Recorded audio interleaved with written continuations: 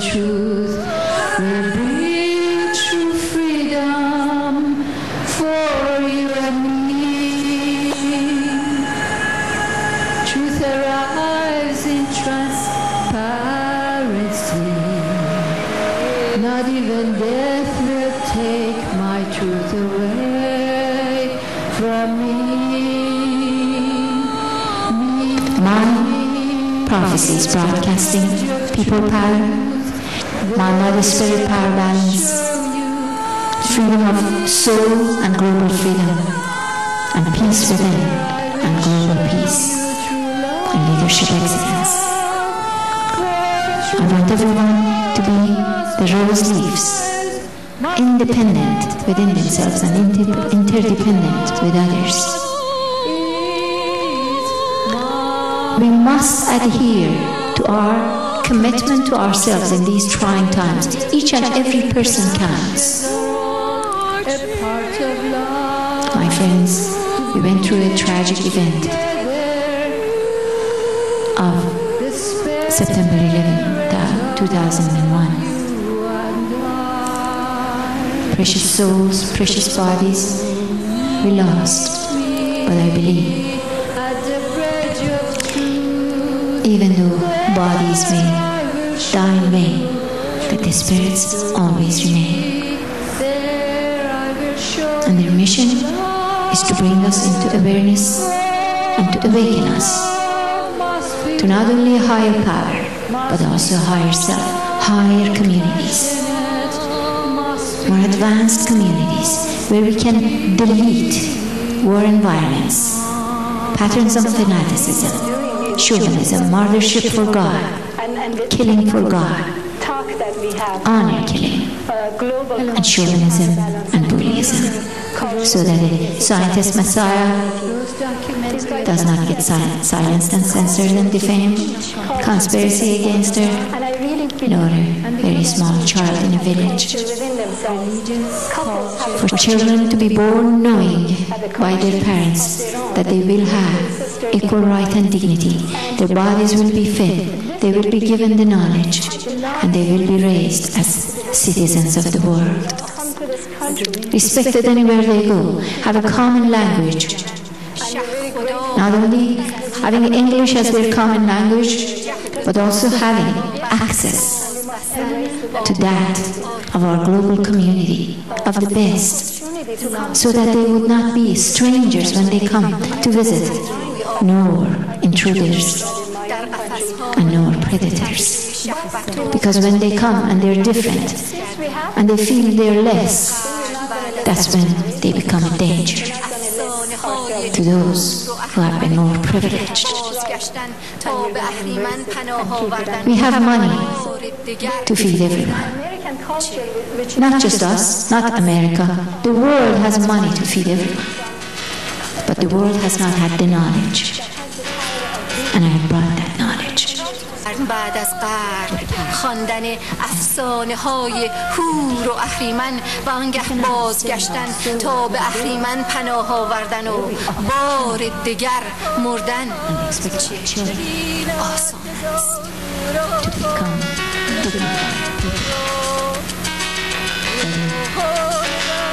Positions of power, with Rose Parvin, who is a marriage and family therapist who is dealing with people in crisis because of the culture clash that they're in.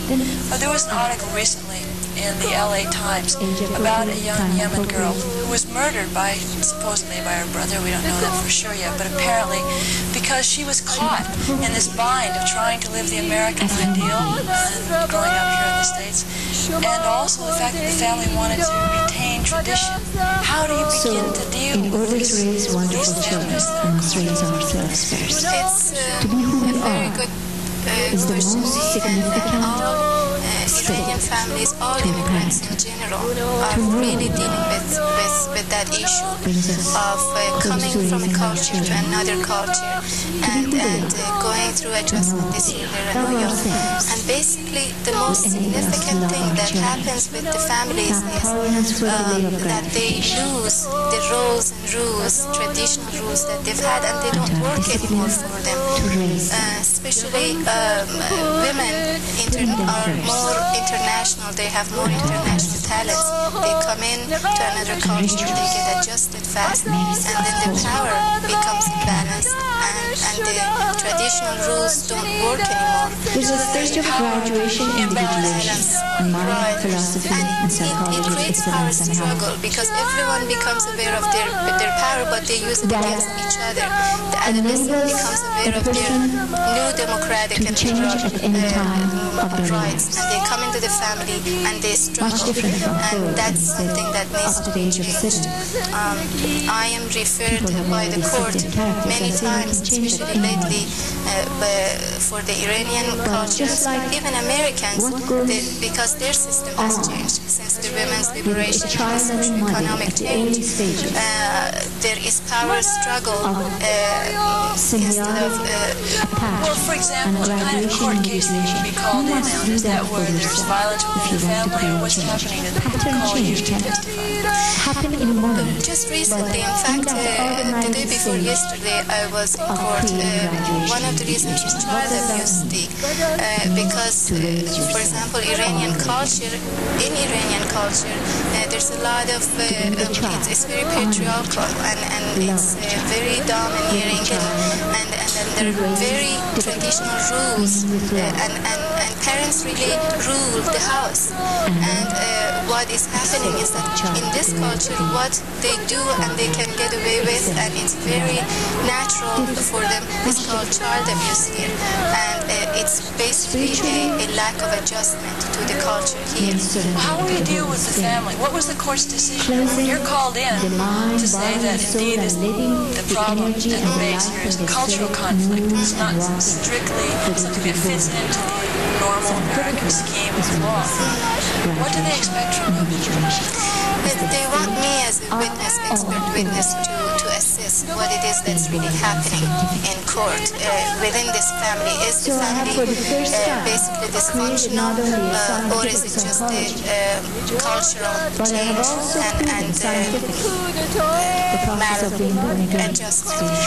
So I would assess whether this family would have worked out fine with their rules and rules in their own culture, or they would have just been dysfunctional in the same their own environment. But they still fit into the American system, and it seems that someplace along the line there's going to have to be a change, a transition, a change in values, something. Yes. Do you do therapy then with these people? Are they referred by the court to you? Yes. For example, in this case, they were referred for 90 days to me. They assessed based on my report that this is a cultural issue, and it's not a dysfunctional system within the family. So I'm going to be working with the family and with the parents and helping them to adapt to the culture and redefine the roles. You know, I have developed a theory called power balance therapy that helps people get in touch with their own power and their own roles, and allow the other person the same power, and to be able to function and put the power together against the external obstacles instead of struggling against each other and creating what I found basically abusive environment.